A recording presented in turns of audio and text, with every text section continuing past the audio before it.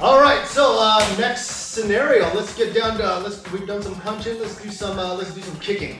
So we have a motion in Tai Chi that we do from here, and it's a simple roll back, and then it's a step out into your stork spreads its wings. So I like to take this one from an actual kick position. So as the kick comes in, you may want to draw them in, because now if he's kicking me, go ahead, kick.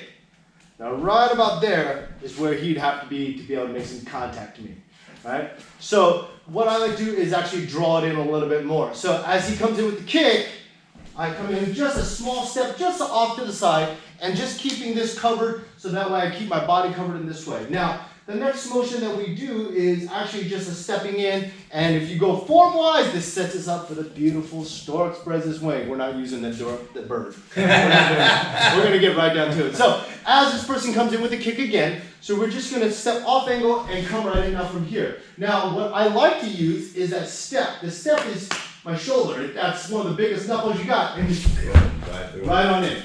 So again, as that kick comes in, we're just gonna step slight off center from here, right back in. Now from there, I can follow right back in with my next strikes. Nice. So we went Tai Chi style, so this is an ancient Chinese style called the shotgun.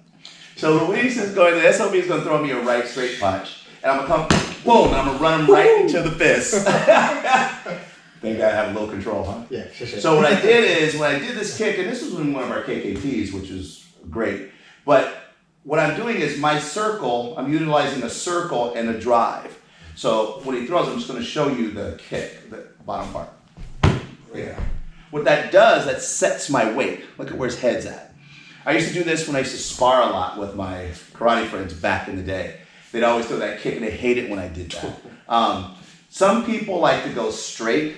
I could probably pull it off, but I want more guarantee, because in a street scenario, there's just a lot of craziness, and I want things that have a high percentage chance of winning. So I turn my foot sideways, right? So the length of my foot will attack the length of his foot. So as he's coming forward, I'm gonna attack him here, right? It just makes it easier, right? And even if I move off angle, give him a little dazzle, go ahead and throw the kick. With the kick, I move here, and I'm still there, same thing, right? So an officer, his face hit my fist. now, if you want to mutilate him, then you could do this. When you come in, boom, and just drive him right into the elbow as he's coming up. But I don't shun people. Your kicks. Your kicks. Your kicks. Right. This might be a bit more complicated, but I don't care. So what we're gonna do is we're gonna step out to the left 45. As we do that, we're gonna step out to the 90 degree this time, because we want him to commit more. So we're gonna actually go side to side. We're gonna come across and slice his calf. Right? Do not do a perpendicular shot. Bigger bone against this bone. This won't win, right? Unless you have stronger, bigger bones. Okay, so he's gonna do that. I'm gonna go to the 90 degree and cut here. Now, did you feel your foot do that? Right? So what we want to do is get that friction, cut that, and lift. Right? If we do this, again, this will break. So once more time, we're gonna cut here. Right? As we drop here, we know where his foot went before he gets anywhere. So we're gonna hit that way, right? So from there, we're gonna bring it around and get him around and bring up the knee again. So. Mutilation. What bobblehead you are now. So what we're gonna do again. So here,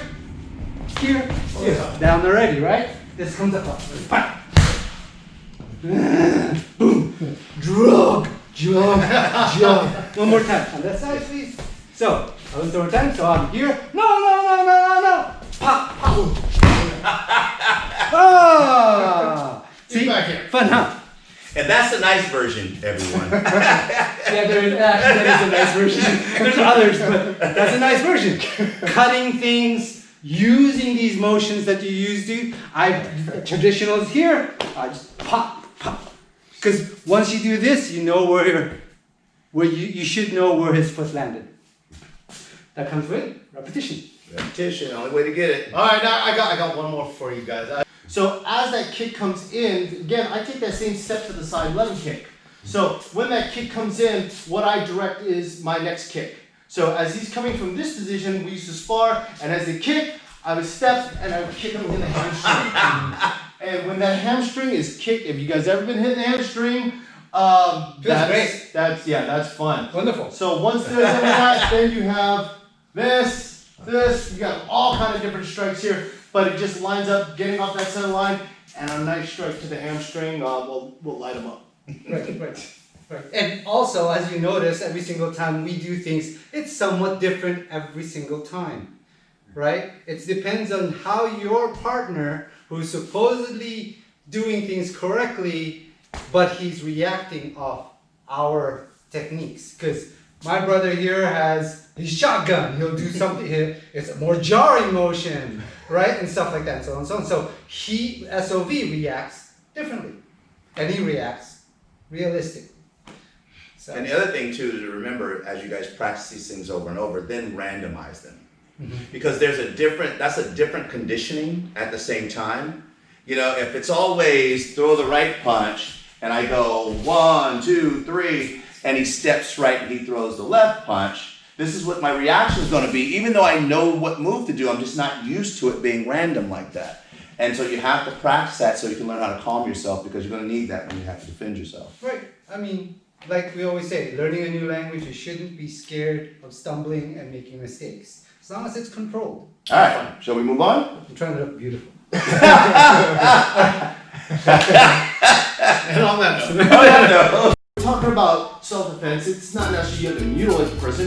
If it's enough to stop your attack, you're good to go. Because at that point, when they're off balance, then let the pounding begin. Did you hear? No mutilation. I was about to ask you about can I mutilate?